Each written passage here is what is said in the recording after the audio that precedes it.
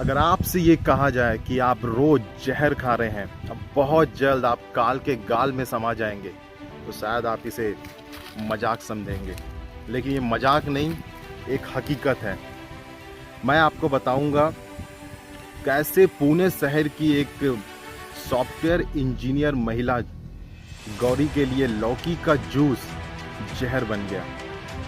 जी हाँ, जो एक फिटनेस फ्रीक थी, जिम जाती थी और अपने हेल्थ का काफ़ी अच्छा खासा ध्यान रखती थी, उसके बावजूद जिस लौकी के जूस को वो अमृत समझ के पी रही थी, वो उसके लिए जहर बन गया। हुआ ये कि वो अपने ऑफिस के लिए निकली और लौकी के जूस का उसने सेवन किया और रास्ते में उसे उल्टियाँ होने लगी। उल्टियाँ होने से आसपास के लोग और दोस्तों ने उसको सपोर्ट करके एम्बुलेंस में डाला और उसे हॉस्पिटल भेजा, जहां डॉक्टरों ने भी उसका चेकअप करने के बाद ये कहा कि इसके किडनी और लंग्स फेल हो गए हैं और ब्रेन हैमेज के कारण उसकी दुखद मृत्यु हो जाती है, एक सॉफ्टवेयर इंजीनियर महिला की, गौरी की। और इस गौरी की मौत की वजह से हड़कंप मच जाता है कि एक फिटनेस फ्रीक होते हुए, अपनी फिटनेस का अच्छा खासा ध्यान रखते हुए, हाँ, एक महिला की मृत्यु आखिर कैसे हो गई। जांच में पाया गया कि जिस लौकी का उसने अमृत समझकर सेवन किया था, उसकी बॉडी में वो पूरी तरह से जहर की तरह फैल गया।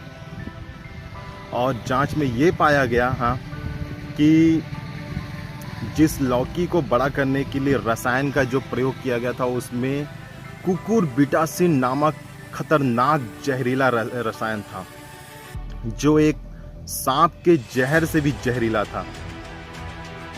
दोस्तों, मेरा प्राकृतिक और नेचुरल खाने के ऊपर ये एक छोटा सा ये मेरा एक सजेशन था और एक ये रियल स्टोरी, एक कहानी थी जो मैं आप लोगों को बताना चाहता था।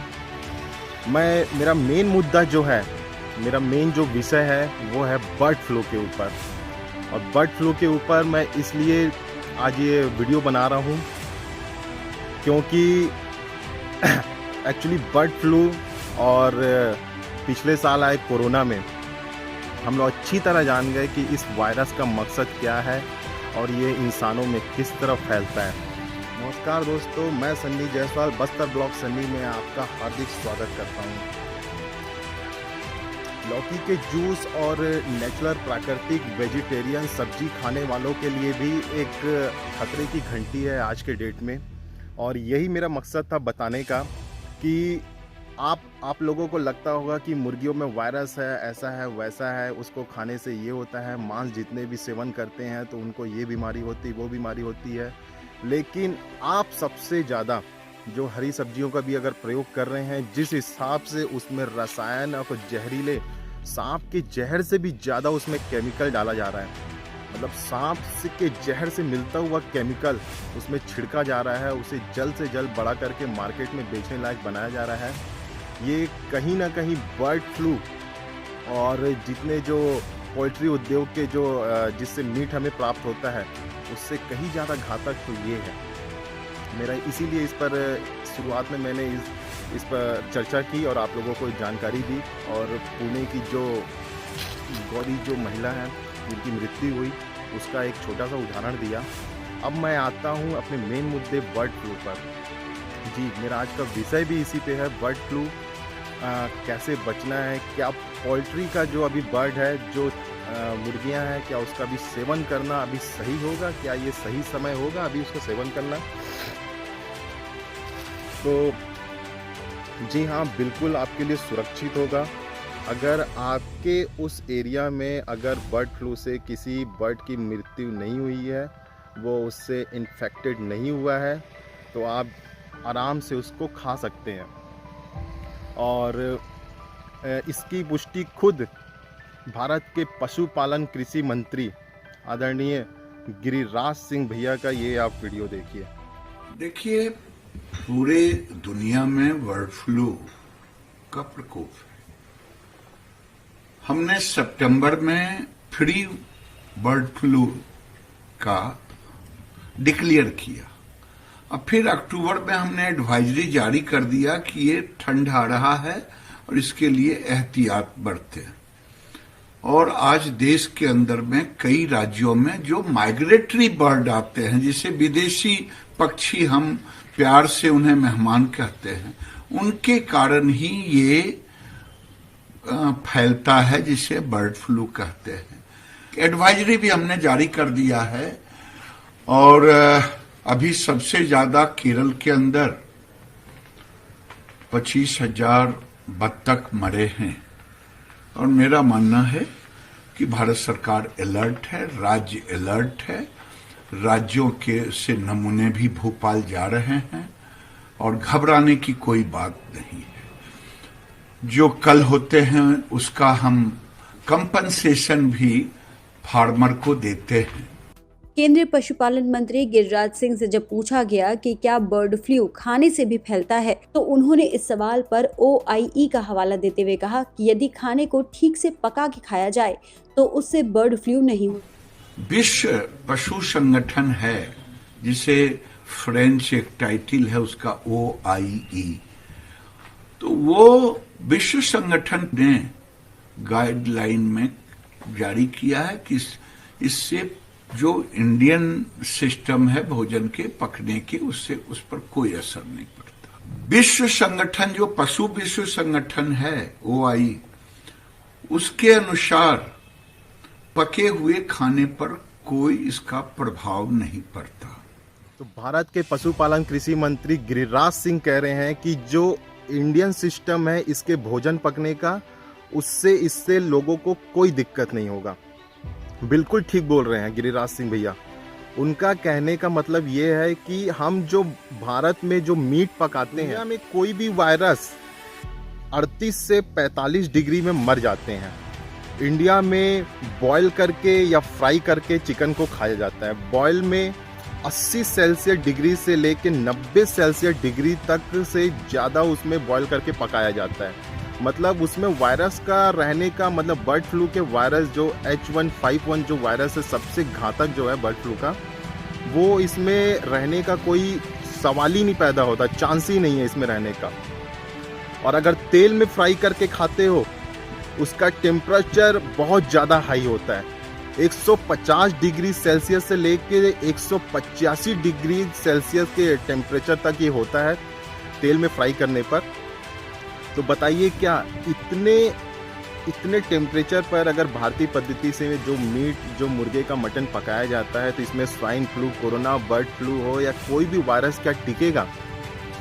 नहीं टिकेगा। लेकिन जिस हिसाब से कोरोना का शुरुआत में जो प्रचार प्रसार और जो डर फैलाया गया, और उसके बाद धीरे धीरे हम लोगों को पता चला कि अच्छा ये है ये कोरोना वायरस, ये तरीका है निपटने का, सेम उसी तरह बर्ड फ्लू का भी ये वायरस को डर बनाकर फैलाया जा रहा है ताकि ज़्यादा से ज़्यादा पोल्ट्री उद्योग को बर्बाद हो। भैया आप लोगों से हाथ जोड़ के विनती है, पोल्ट्री उद्योग में काम करने वाले, पोल्ट्री उद्योग में पैसा फंसाकर इन्वेस्ट कर बिजनेस करने वालों के भी परिवार हैं, उनके भी सोचे। वो बेचारे कोरोना के टाइम पर भी उनको बदनाम किया गया कि मुर्गियों में वायरस होता है, ये होता है, वो होता है। हाँ, लोगों ने मुर्गियों को खाना छोड़ दिया, मुर्गे और मुर्गियों से बने मांस को, मीट को खाना छोड़ दिया, और हुआ ये कि धड़ाम से सीधा पोल्ट्री उद्योग एकदम ज़मीन पर आ गया। कई किसान भाइयों ने अपने आप को फांसी लगा ली, उनके छोटे छोटे उनके भी बच्चे थे, सिर्फ ये फालतू के अफवाह से। और ये जितने भी जो अफवाह हैं, हाँ, इनका कोई ना कोई ज़रूर मकसद होता है इसके पीछे, ये वायरस को फैलाने और ये वायरस का डर बनाकर फैलाने के लिए। तो मैं इसलिए आपसे रिक्वेस्ट करूंगा कि आप उसको भारत में बने, और जिस तरह पशुपालन मंत्री गिरिराज भैया भी बता रहे हैं, भारतीय सिस्टम से जो बने खाने हैं, जो बना हुआ मीट है, वैसा खाने से बर्ड फ्लू आने का कोई चांस नहीं है। और आप सुरक्षित भी रहेंगे और आप में इससे भरपूर प्रोटीन भी मिलता है। ये प्रोटीन का एकमात्र अच्छा स्रोत है, सस्ता स्रोत है ये।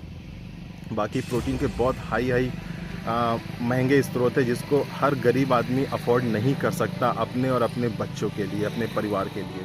और छत्तीसगढ़ से मेरे जितने भी भाई ये वीडियो देख रहे हैं, तो मैं अभी तक आप लोगों को बता दूं, जितने छत्तीसगढ़ के मीट प्रेमी हैं, अभी तक छत्तीसगढ़ में बर्ड फ्लू का कोई भी मामला उजागर नहीं हुआ है, कोई भी मामले की पुष्टि नहीं हुई है।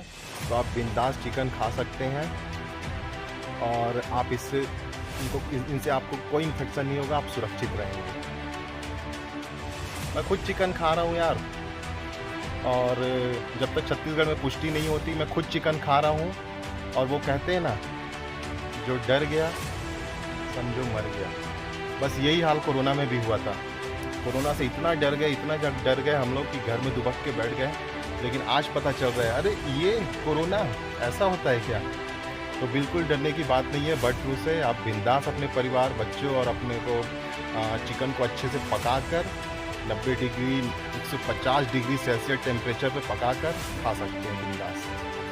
तो मेरा इस सब्जेक्ट पर, इस विषय पर ये वीडियो बनाने का एकमात्र उद्देश्य ये भी था कि मैं खुद आज के डेट में एक फार्मर हूँ। मैं कड़कनाथ, बटेर और देसी मुर्गी का पालन करता हूँ।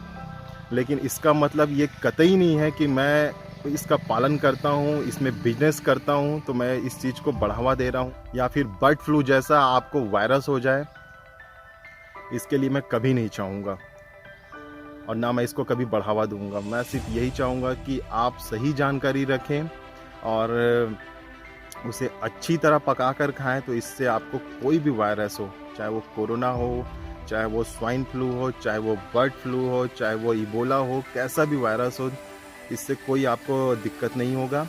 और ये एक्चुअली बर्ड फ्लू भी प्रवासी पक्षी, जिसे हम अपने इंडिया में मेहमान पक्षी भी बोलते हैं, ये उसके जरिए फैलता है।